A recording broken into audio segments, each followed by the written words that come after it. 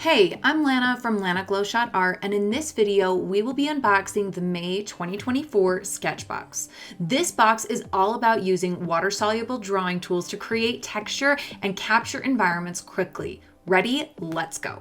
The surface in this month's box is the Magani Incisiani Bianchio. This hot-pressed, white, sturdy, smooth paper resists warping while we work with wet layers. Next, we have the Zig Clean Color Real Brush Custom Set. These colors include Summer Sun, Sand, Sea Green, and Billiard Green. We also have the Sketchbox Signature Oval Wash Brush. These Zig Real brushes work very similarly to standard brush pens. They have a very flexible tip that allows you to play around with pressure and angle to create a variety of different marks. I especially like laying the Real brush sideways and getting these dry brush effects with a light pressure, like I'm doing here in this gradient. What really sets these Zig Real brushes apart, however, is that they are water soluble. So you can choose to use them dry, just like I'm doing here, or you can use water to wet the pigment and move it around like paint. And this gives you a ton of variety when you are working with these materials. In your box, you'll also find an erasable colored pencil, the Prisma Kohl Erase in pink. This pencil erases just like a graphite pencil would, so you can layer plenty of pigment down and then pull it right off, which makes it a great tool for sketching. Let's get started by sketching a beach ball. You can start with a circle and then turn this into a three-dimensional object with wrapping lines that create a pattern on this spherical shape. Using the sea green, I began to block in the color. I am going to be able to create lighter washes of color with this, so I decided not to fill the entire area in and instead left some areas that I would like to be a little bit lighter. I am imagining a light source coming from the top left, so the top left of this beach ball will be much lighter and then it will be darker towards the bottom. I then transitioned to working on the sand, and I definitely want a shadow underneath the beach ball to the right, so I'm using my sand color and my billiard green to build up a neutral color. Then I scrub in my color with that dry brush technique with both the summer sun and the sand all the way in the background. Now it's time to activate my colors, and I'm going to do this piece by piece. I start by activating the entire sandy background first, being really careful not to allow that color to seep into the sea green areas of the beach ball. If I move into these areas before the sand is completely dry, I'm going to get some wet on wet blending, which can be a loose, fun technique in some situations, but isn't what I'm going for right now. Then, once the sand is completely dry, I come in and activate the layer on the beach ball, keeping a couple little highlights available so that this looks like a really shiny, reflective surface. Once this layer is all the way dry, I can continue to layer with either wet or dry techniques, and I choose to use a variety of both.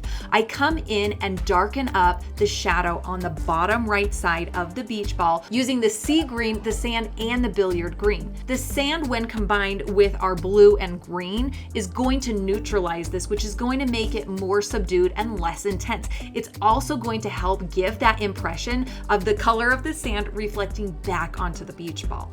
I don't activate every single line that I put down with water. I do choose to leave a few areas unactivated so that I can play around with texture and a variety of marks.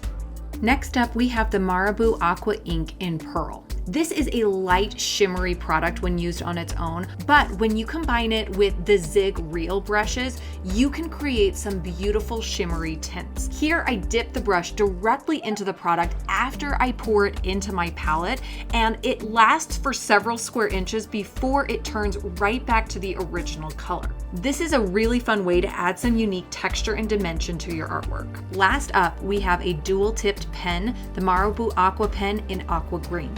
The brush tip offers a more expressive mark, and the fine tip is great for detail work. This pen is also water soluble, and I'm going to show you how I use it in this quick study of a seagull.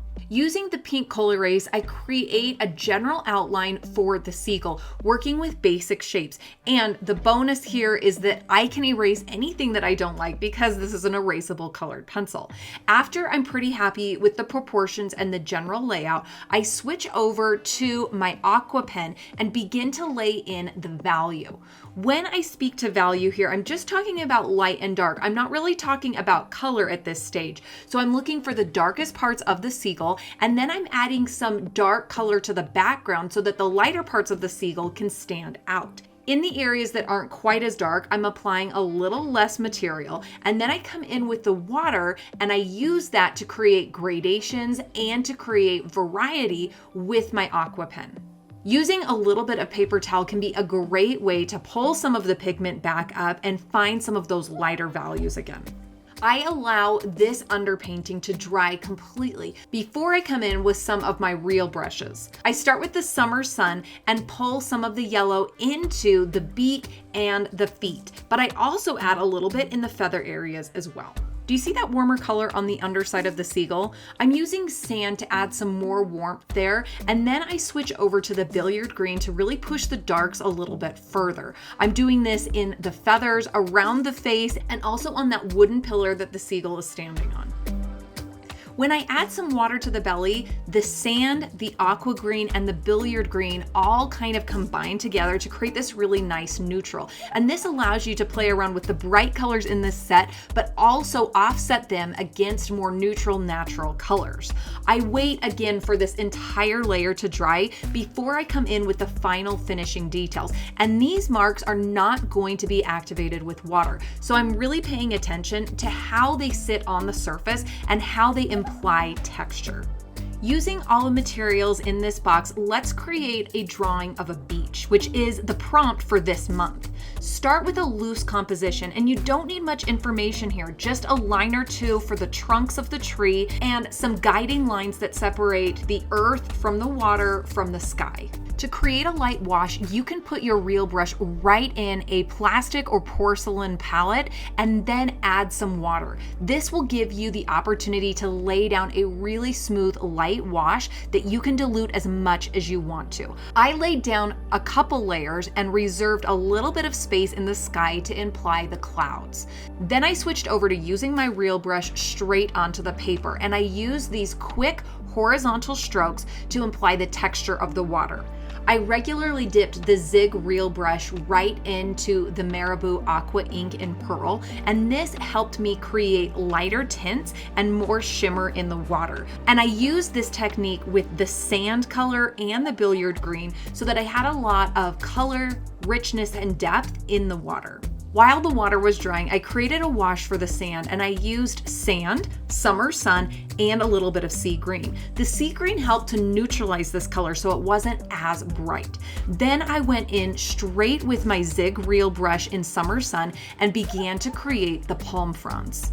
I look at the reference photo to get an idea of the direction that the palm fronds are going in so that I can make this feel really accurate, but I don't need to get every single one perfect. And then I make these green by coming in with the sea green right over the top. Layering the summer sun and the sea green gives me a really bright, vibrant green, and then coming in with the billiard green helps me to intensify the value and create depth in the shadows. I can also add the summer sun to this color as well for some darker, richer greens. You can add water to mix these together, but I found that I lost a little bit of the texture of the palm frond, so instead I relied on the wet marker to activate the layer behind it, and that helped me to mix the greens. Using sand, I began to build up the color in the trunks, and I paid really close attention to those diagonal shadows that were created from the palm fronds. I activated with water, and then I came back in over the top with the billiard green to make these a little bit darker and richer. I used this same color combination in the sand to create really striking shadows, and I left the edges really soft and fluid so that these shadows felt like they belonged in the sand. After my piece was dry, I finished it off with a couple of marks that wouldn't be activated with water to really intensify the texture. And now this piece is complete. I hope you learned a ton about working with water-soluble drawing materials, and we can't wait to see what you create. So be sure to use the hashtag SketchboxMay when you post your work online. For more unboxing videos and tutorials, you can check out our YouTube page where you can like and subscribe. Thanks so much for watching. See you next time.